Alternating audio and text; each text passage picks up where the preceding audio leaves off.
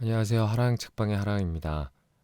오늘은 현진건님의 단편 소설 서투른 도적을 읽어드리려고 합니다.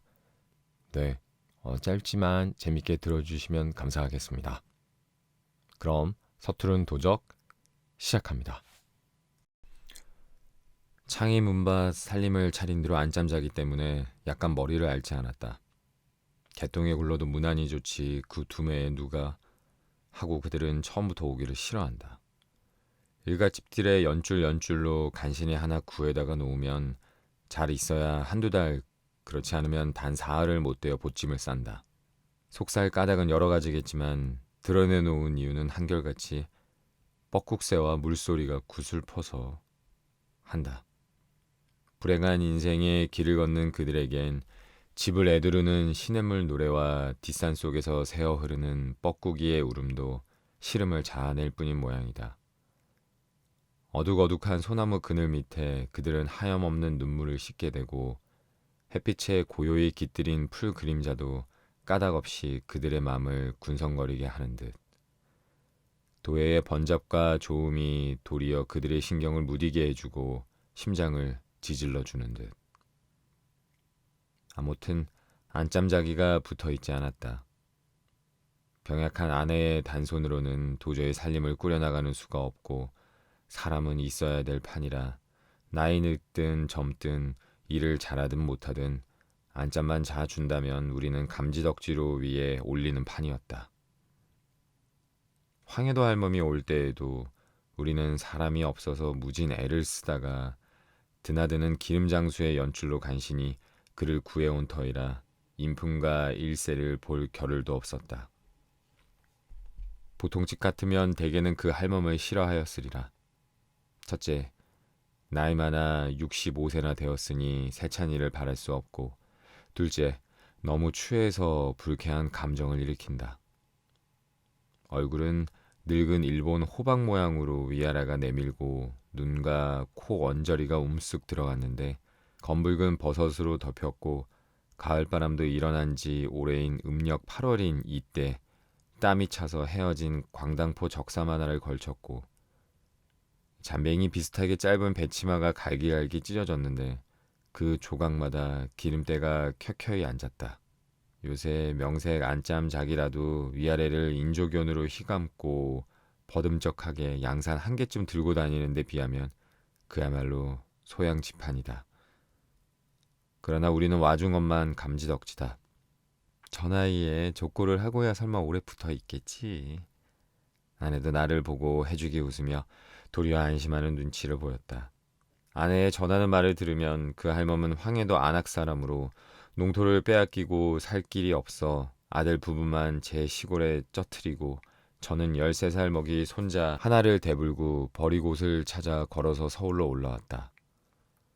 공동리를 중심으로 한 기름 장사의 틈에 끼어 삼원이란 전 천량을 들여 장사를 시작해 보았으나 처음 일이라 단골도 없고 모든 일에 서툴어서 미천조차 깝살려버리고 필경 남의 집에나 살아보자고 나섰더니 그나마 뜻같이 되지 않아 오늘까지 동양의 기름 장사꾼의 신세를 입다가 우리 집에 오게 되었다 한다.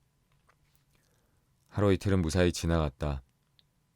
사흘이 못되어 피차의 얼굴이 조금 익어지자 그의 호소와 하소연이 6, 7월 장마 모양으로 끊칠 줄 모른다. 그는 아내를 졸르다가 못하여 이제는 나만 보면 졸르기 시작한다. 나으리만은 저 새끼를 어떻게 좀 조시가 대구로 대불고 와요. 13살이라도 못할 일이 없시다. 저 건너방이 비지 않으실까? 우리 아들네에게 좀 빌려주시죠. 이 거룩한 댁에 살게 좀 해주세요. 돈을 10원만 선월급으로 미리 좀 주실까요? 서울에 올라올 때 동리 사람에게 짐 빈양을 갚아야 되겠시다. 나리만에 사람 좀 살리소. 그는 제 일신의 모든 어려운 사정을 한꺼번에 해결해 보려는 듯 하였다. 처음에는 허허실수 지나치는 말로만 여겼더니 웬걸 차차 그의 하소연이 물론 진정으로 가슴에서 우러나오는 것을 깨달았다. 물에 빠지는 사람이 한 오라기를 부여잡는 모양으로 그는 죽을 힘을 다해서 우리에게 메어 달리는 것을 알았다. 그러나 우리에게 물론 그런 여유가 없었다. 다달이 몇 푼 월급으로 겨우 꾸려가는 우리에게 그의 손자를 기르고 그의 아들 부부를 살릴 힘은 어대를 쥐어짜도 나올 턱이 없었다. 시끄러야 우리 내외와 5먹이 따라나 집이 멀고 명색 밭이라고 산기슭에 몇 고랑 있는 탓에 문안 심부름과 집 거두기에 19살 먹은 대욱이란 아이를 들인 터이라 안짬자기 외에 사람 더 둘 필요는 절대로 없었다. 나의 말은 무거웠다. 그에게 동정을 하면 할수록 나의 고통은 컸다. 험난한 인생의 길을 산 표본을 눈앞에 보는 듯하여 나의 가슴만 어두워질 뿐이다. 낮보담도 밤이 더 견디기 어려웠다.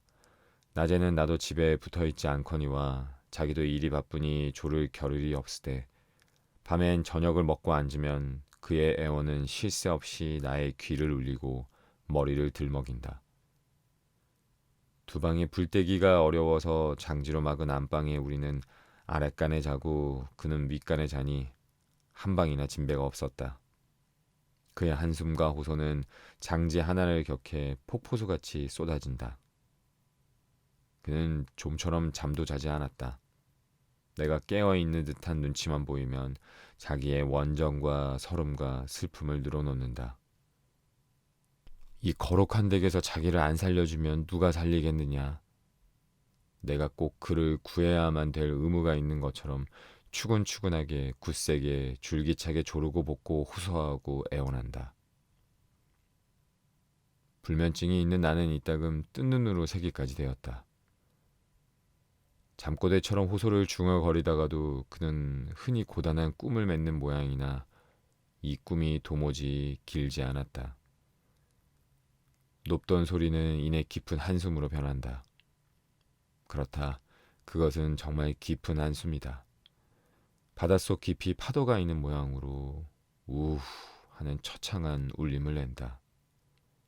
그의 천마디 만마디 말보담도 이 한숨이야말로 그의 슬픔과 번민과 고통을 가장 웅변으로 설명해준다. 나는 잠결에도 이 한숨 소리만 들으면 번쩍하고 눈이 떠진다. 10손, 20손이 나를 흔들어 깨운다 한들 이 인생의 최후의 휘파람 같은 무겁고 우렁차고 비통한 이 울림처럼 나의 마음을 뒤흔들고 마음을 움직이지 못하였으리라. 나는 고만 잠을 잊어버린다. 그 산란한 괴로운 숨결, 그 탄력 없는 늙고 무거운 팔다리가 이리로 저리로 뒤척거리는 둔한 음향. 그는 청을 하다마다 듣지 않으니까 대우기를 미워하기 시작하였다. 저놈만 없으면 내 손자가 있을 텐데 하고 내심으로 생각하는 모양이다. 새끼의 밥도 잘 찾아주지 않고 더구나 된장찌개 하나 잘 만들어주지 않았다. 나중에는 저 애는 다 컸으니 어디를 가도 제 구실을 할 터이니 고만 내어 보내고 자기 손자를 갖다 두자고 노골적으로 아내를 졸랐던 모양이다. 눈 여린 아내는 처음엔 그를 위하여 눈물까지 흘릴 일이 있었으나 이 요구에는 어이가 없었다. 아무리 제 자식을 위한다 한들 어쩌면 있는 사람을 내보내려고까지 한단 말이오. 다 같은 처지. 심청이 나빠. 하고 눈에 밖에 나게 되었다. 할멈이 온 지 한 열흘쯤 지냈으리라. 그는 내일쯤 제 손자를 찾아보겠나 오겠다고 청했다. 우리는 물론 허락하였다.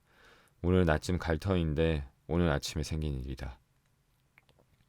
나도 어젯밤에도 잠을 잘 못 자고 심지가 좋지 못한 대로 뒷동산을 한 바퀴 휘돌아 나오려니까 아내가 파랗게 질려서 할멈과 무어라 떠드는 소리를 들었다.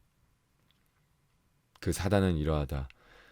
할멈이 일어나 나간 뒤로 아내가 나가보니 마룻바닥에 쌀낫이 흩어져 있었다.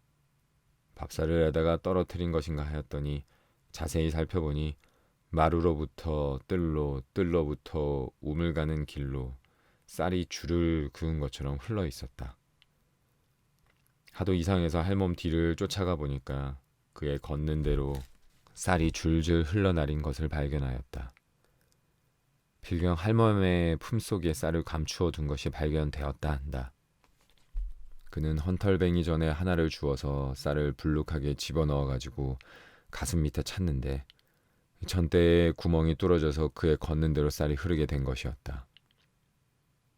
나는 그대로 출근했다가 저녁 때 돌아와서 할멈을 물었더니 그는 품속에서 훔친 쌀을 도로 내어놓고 백배 사죄하며 제 손자한테로 갔다 한다. 손버릇이 나쁘니 물론 집에 둘 수가 없어서 날짜를 따서 월급을 주어서 아주 보내고 말았다 한다. 우리가 한번 이야기를 하고 있노라니까 대우기가 뒷간에 갔다가 나오더니 싱글싱글 웃으면서 우리 앞에 동전 3푼을 내어놓는다. 그 도적년이 이걸 뒷간에 내어놓고 갔어요. 파출소에 끌고 간다고 했더니 아마 겁이 난 게지요. 어린애가 가지고 놀던 동전까지 다 훔치고 망할 년 같으니. 대우기는 잠옷 붕괴한 중에도 어이없어 웃는다. 이번 사건에 대우기가 제일 치를 떨었다.